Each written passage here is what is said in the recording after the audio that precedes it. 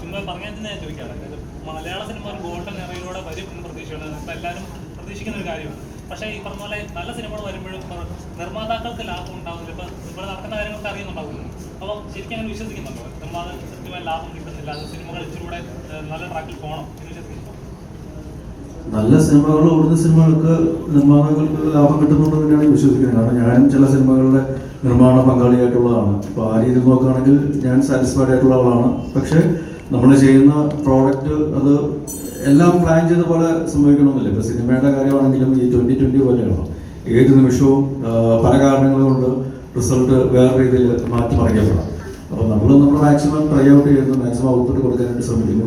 പിന്നെ ഒരു സിനിമ എന്ന് പറയുന്നത് ഒരുപാട് ഘടകങ്ങളുള്ള ഡിപ്പെൻഡൻ്റ് ആണ്. ചിലപ്പോൾ ഒരു മഴ വരുമ്പോൾ ആ ഒരു ദിവസത്തെ കളക്ഷൻ എന്ന് പറയുന്നത് വളരെ അധികം ബാധിക്കപ്പെട്ടായിരിക്കും. അല്ലെങ്കിൽ വേറെ എന്തെങ്കിലും റീസൺസ് കൊണ്ട് ഇപ്പോൾ പരീക്ഷ സമയമാണെങ്കിലും ചിലപ്പോൾ നമ്മൾ വിചാരിച്ച ഒരു കളക്ഷൻ പോയിന്റ് കിട്ടിയില്ല എന്ന് വരാം. പക്ഷെ അതെല്ലാം ഓവർകം ചെയ്യുന്ന രീതിയിലുള്ള വേറെ മാർക്കറ്റിംഗ് അല്ലെങ്കിൽ ഇൻകം ജനറേറ്റ് ചെയ്യുന്ന പല വേറെ ഏരിയാസ് ഉണ്ട്. അപ്പം അതും കൂടെ ഹൈലൈറ്റ് ചെയ്ത് അതും കൂടെ നമ്മൾ മാക്സിമം എക്സ്പ്ലോർ ചെയ്ത് നോക്കുക. പക്ഷെ അൾട്ടിമേറ്റ്ലി നല്ല സിനിമ, ക്വാളിറ്റി സിനിമ, ആൾക്കാരെ എൻ്റർടൈൻ ചെയ്യാൻ പറ്റുന്ന സിനിമ കൊടുക്കുകയാണെങ്കിൽ തീർച്ചയായിട്ടും എല്ലാവർക്കും അത് ഗുണകരമാകും. പിന്നെ അൺനെസസറി ആയിട്ടുള്ള ഇഷ്യൂസ് ബ്ലോക്ക് ചെയ്യാതെ നമ്മൾ കുറച്ചും കൂടെ കാര്യഗൗരവമായിട്ട് സിനിമയെ സമീപിക്കുകയാണെങ്കിൽ തീർച്ചയായിട്ടും അതിൻ്റെ റിസൾട്ട് കിട്ടുമെന്ന് ഞാൻ വിശ്വസിക്കുന്നു.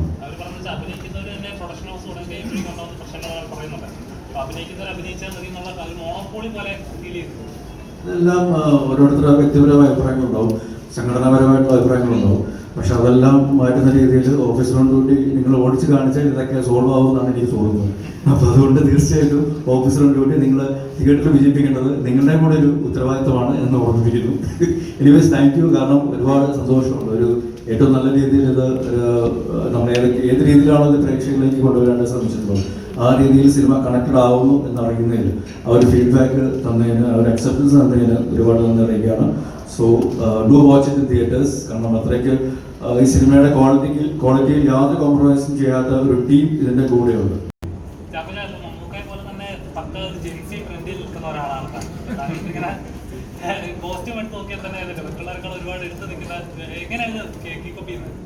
എൻ്റെ ഭാര്യയാണ് അതിൻ്റെ കാരണക്കാരി. പിന്നെ മമ്മൂക്കയെ നമ്മളെല്ലാവരും ഫോളോ ചെയ്യുന്ന ഒരു ഏറ്റവും ട്രെൻഡിയസ്റ്റ് എന്താ പറയുക ഒരു മാൻ ആണ്, അല്ലെങ്കിൽ ഒരു ചാപ്പ് എന്ന് പറയുമ്പോൾ കൂടി. അതായത് പുള്ളിയാണ് ഏറ്റവും coolest Guy in town now.